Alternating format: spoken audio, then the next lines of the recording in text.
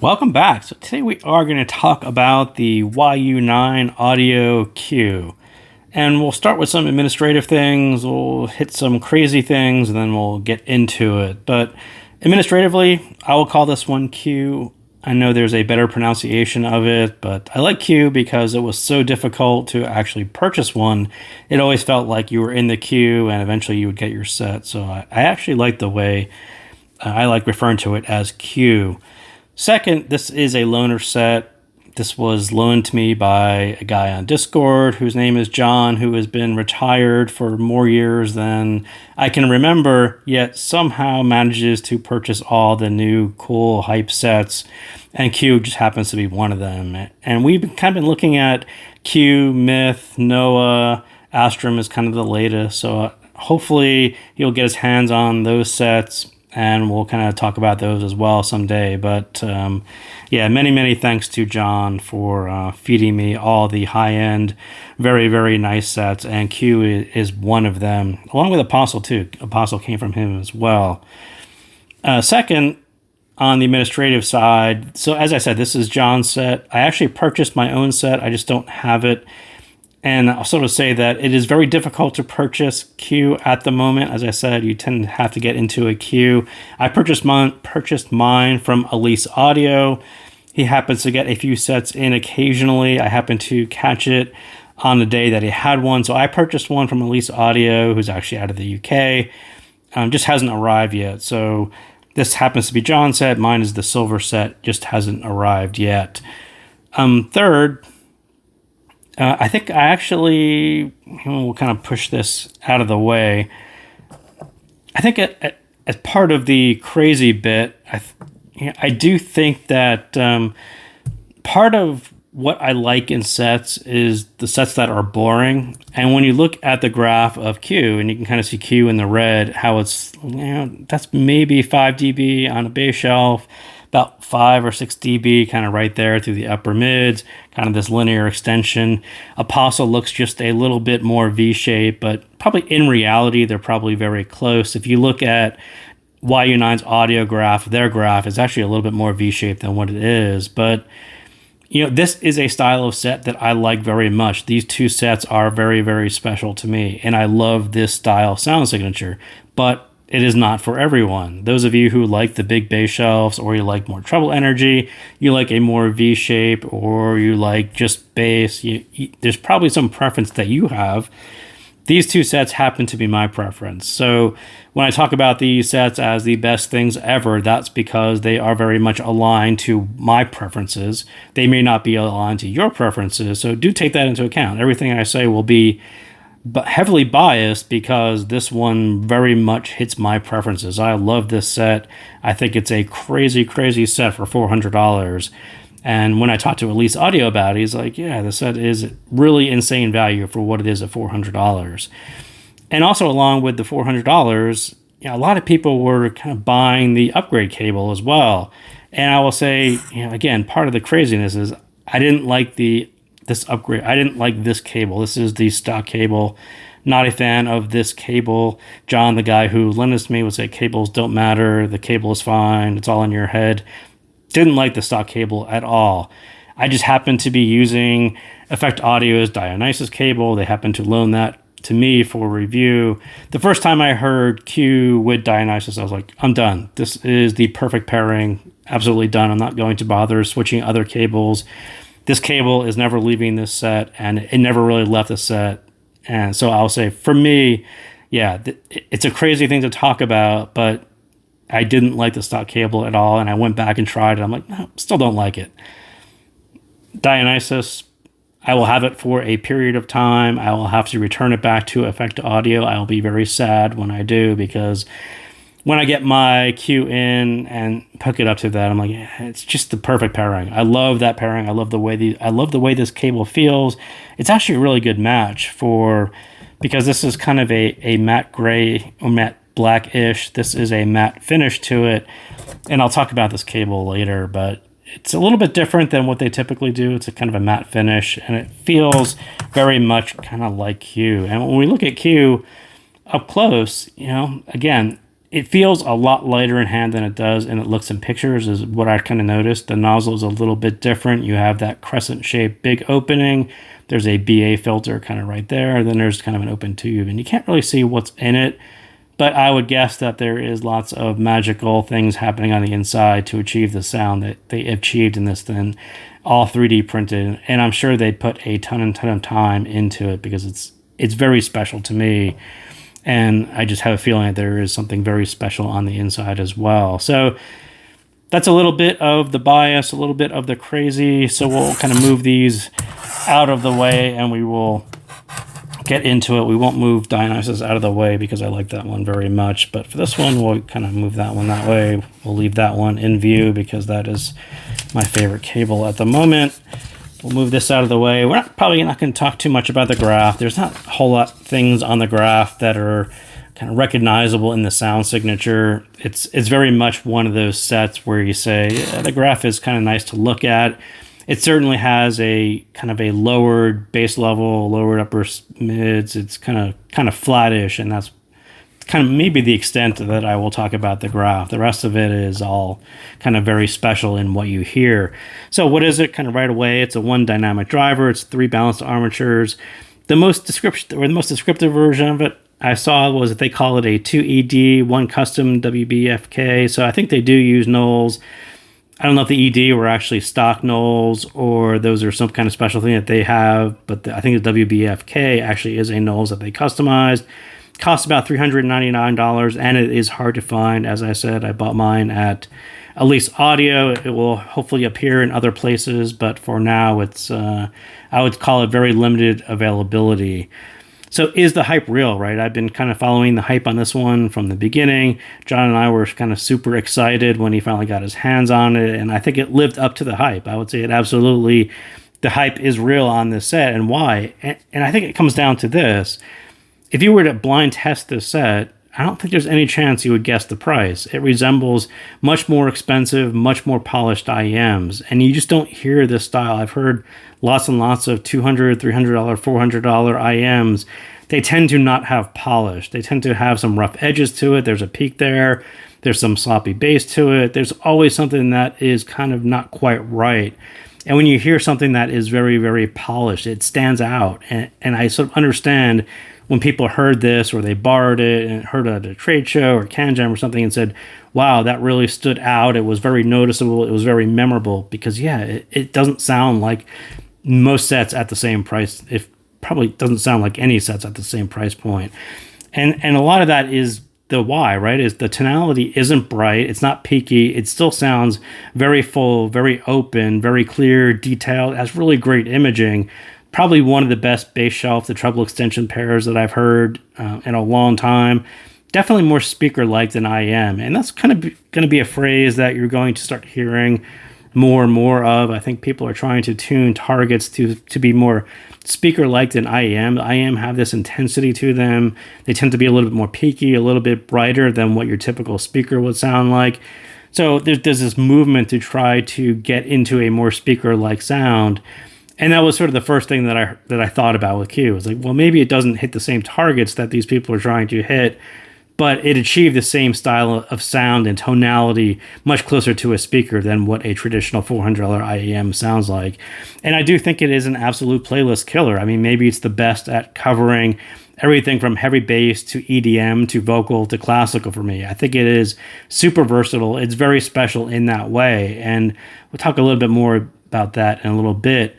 So, well, the V-Shape fans, you guys who are into V-Shape for victory, you guys are into bass heads, bass boys, will you call this one boring?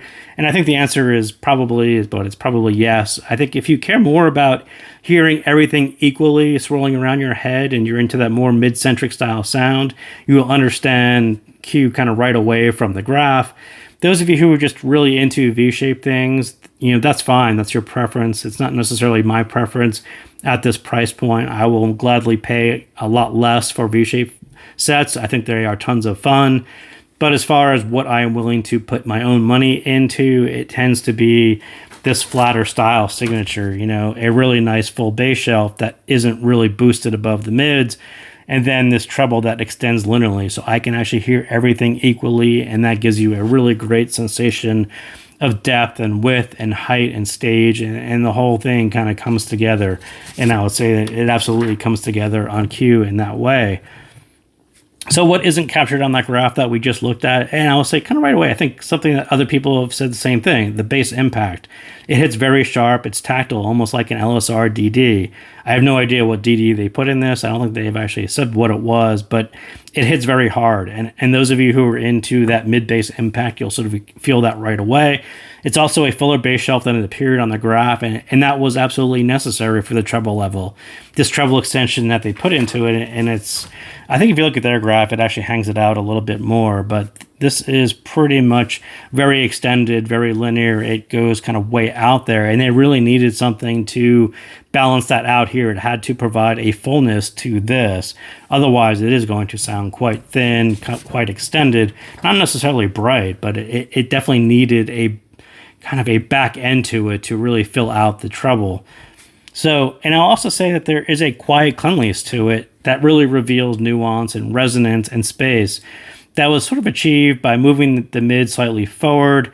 I do think that there are things inside of the shell to remove, kind of get rid of the reflections and a typical noise that you would get at this price point. And it does have amazing balance, but yeah, there is something special inside the shell. There is this quietness to it. And those of you who have heard the sound of silence, you know what black backgrounds sound like. That's one thing that's noticeable on cue is you kind of listen to it and everything stands apart from this very, very dark background. There isn't really a whole lot going on as far as noise or reflections. And you just hear a lot of reverberation. You hear a lot of resonance to it that you're not really used to hearing. So again, why people pick it up and on their first impression, it sounds memorable. Again, this cleanliness, but very full, very open, is just quite different than most sets at this price point. And again, this Lola Young's Messy, and I'll say, is that a great test track? No, it's not really a test track, but it's sort of representative of why this set kind of stood out to me. And you take a track that you've heard everywhere, and Messy is one that you've probably heard everywhere lately. You've probably heard it on your phone, you've heard it in your car, maybe you heard it in a store, but you've heard it everywhere. You sort of know what it sounds like.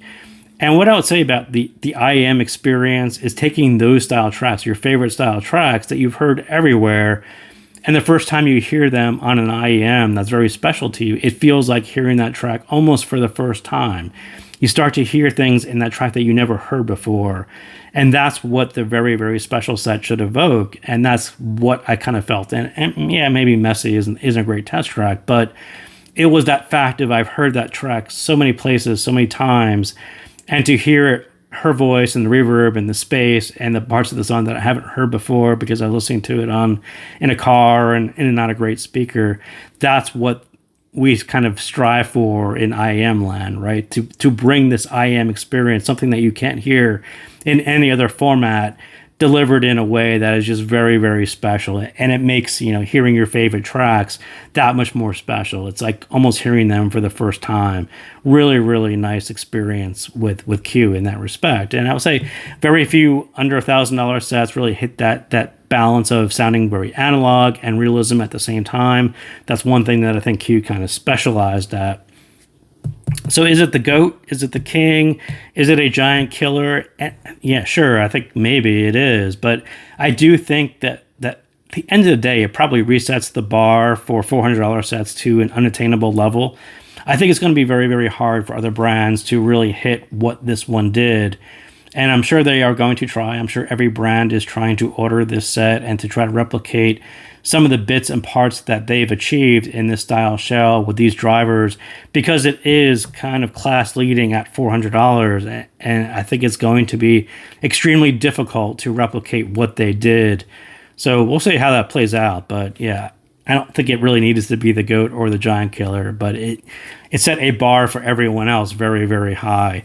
So is it better than Dusk or Volume S or Cadenza 4 or most other sets? And I would say generally yes for me. I think it absolutely is. It's just kind of a better tonality for me. It's more speaker-like. It doesn't have some of the nitpicks like Dusk and Cadenza 4. I'll say, yeah, I think that's kind of the gist of Dusk and Cadenza 4, where those two, I think those are amazing sets, but they're tuned a little bit conservative in the bass. I think if you are into more bass-led genres, I think those two are a little bit harder. And they put both of these sets have really nice dynamic drivers. They were just tuned a little bit more conservative than I would do. So you can certainly tweak them, and they are amazing sets. But when I heard Q, and I said, I think other people said the same thing. I think the bass level, it's stronger than what appears on the graph. It's kind of surprising how strong it is, and its presence is felt kind of right away. It's kind of a standout, memorable thing, and it's something that was a little bit missing on Dusk and Cadenza 4. I think Volume S had that part, but not the part that the upper range that Dusk and maybe Cadenza 4. Those were a little bit more vocal centric. I think they did that quite well.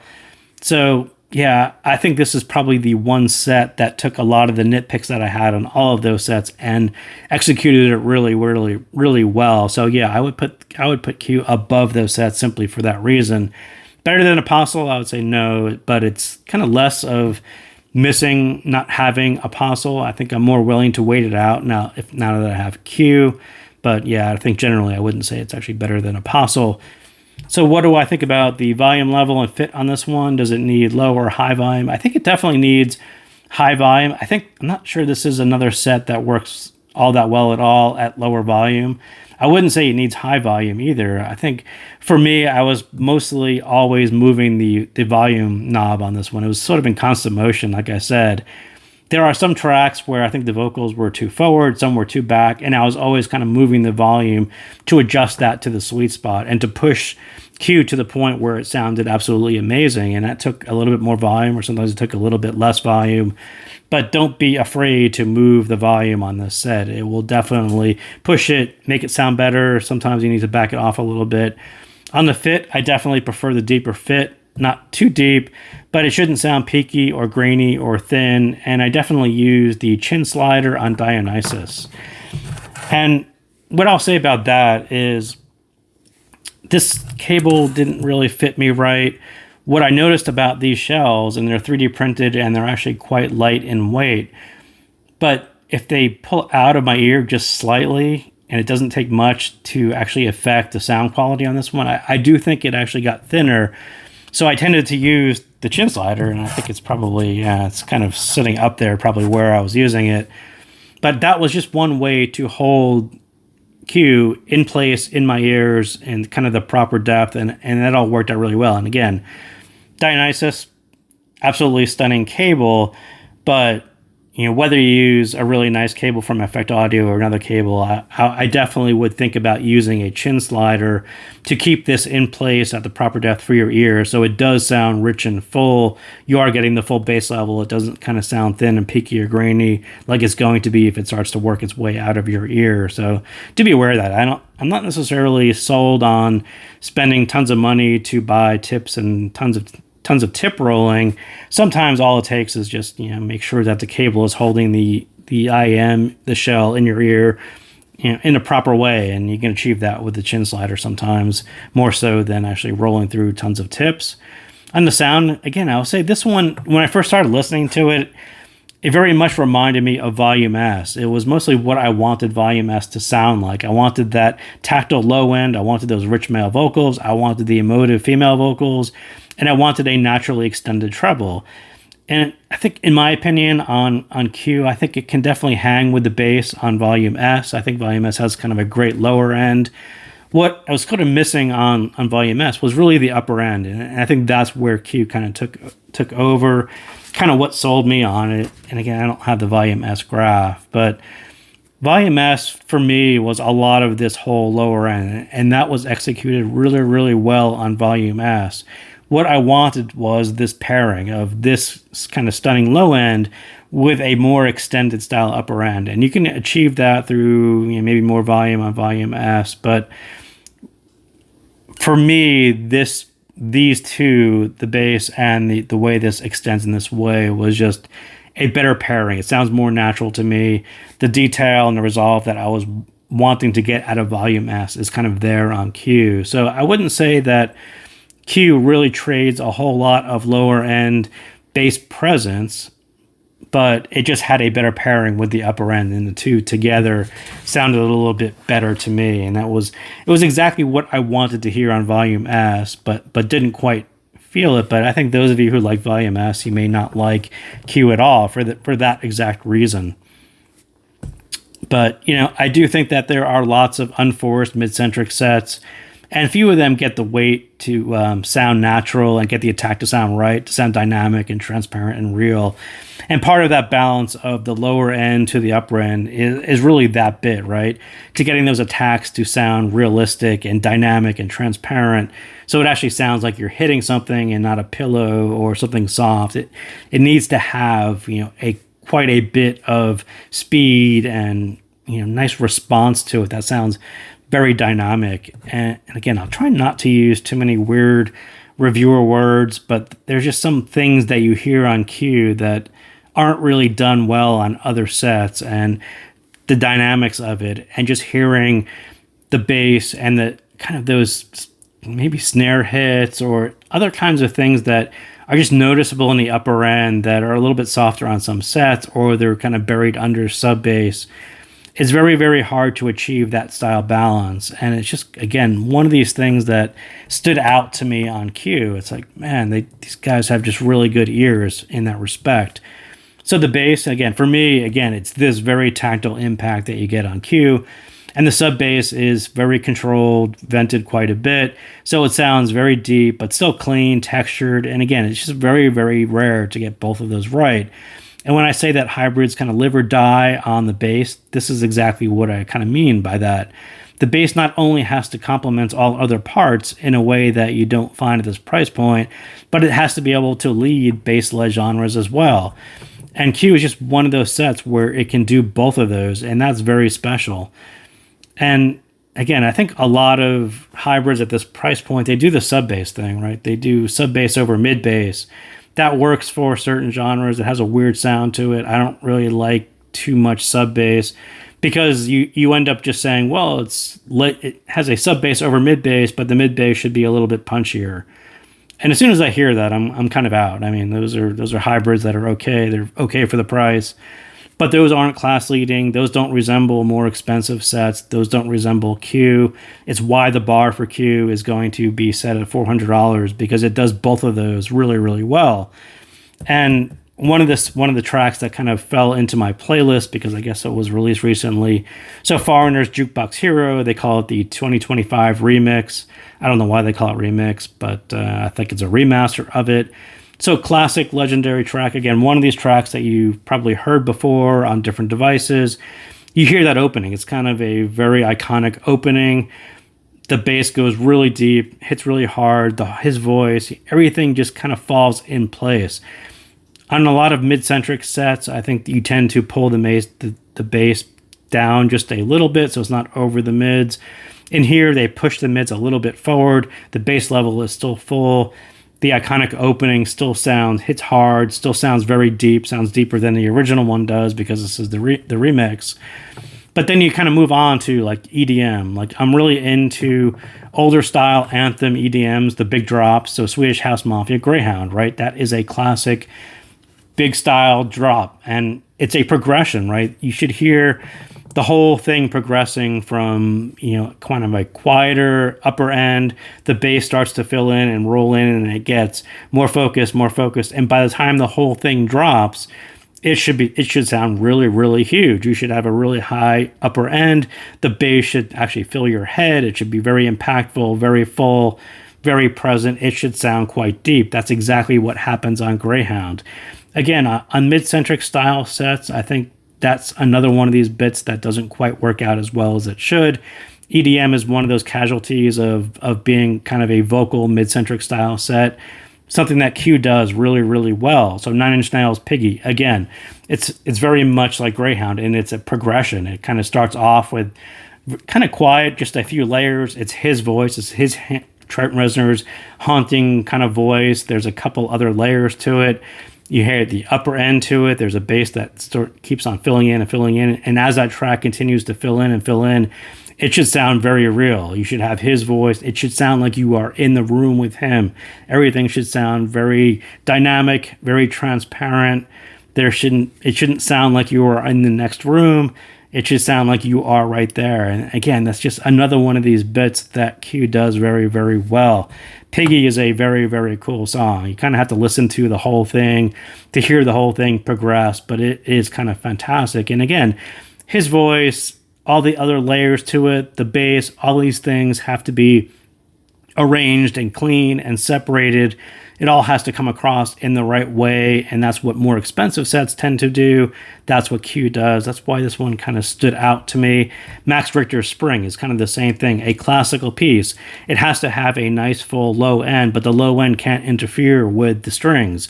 It's spring, right? It should sound big and open. All the upper end strings should sound like they are in a concert hall, in a big hall, nicely spread out, still sound incisive, still sound, emotional. It should invoke what that track should do.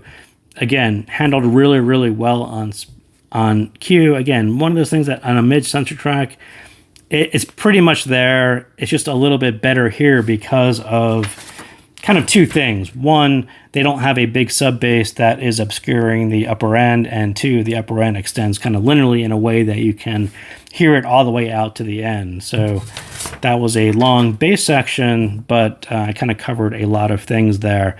So on the mids, yes, and I think there is a nitpick to the mids. The mids can definitely creep a little bit forward. They are pulled a little bit forward. You can kind of see they got the Elysian rise a little bit early kind of thing going on there, the way Apostle does as well. And again, what actually happened here is this is pulled a little bit forward, so the vocals have some space around them. The bass is sort of this nice bass shelf, but it is not going to creep over that. So this could be a little bit more forward. It sounds a little bit, I don't know, maybe a little bit separated from the bass, which is actually a pretty cool effect. And then the treble, again, is separated as well. Just a lot of space to hear everything equally all at once. And again, that's why I said I kind of like this style of tuning for that reason.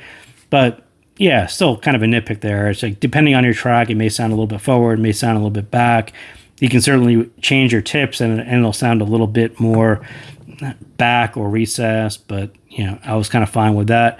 Otherwise, there's just really no other $400 set that really hits the balance of weight and timbre, dynamics, and text, right? I think some sets do a really good job at getting the weight and timbre right. Those sets that sound a little bit more natural, they have the right weight, they have the right timbre. A flute sounds like a flute, but then they tend to miss the text, right? The dynamics of it are kind of all wrong. It never sounds like you are in the room. It just sounds like they don't have a whole lot of BA timbre to it, and that's tends to be what a lot of hybrids tend to do. And then the other sets tend to kind of fall in the other way. They move all the text forward. So you move those balanced armatures forward so it sounds nice and sharp and fast, but then you miss the weight, timbre, and texture and nuance.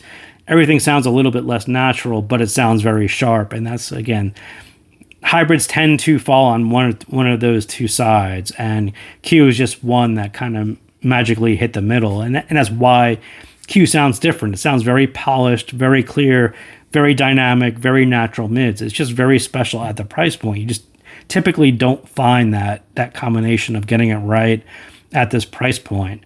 So the treble, again, probably going to be the most boring part because it's linearly extended. It's not boosted.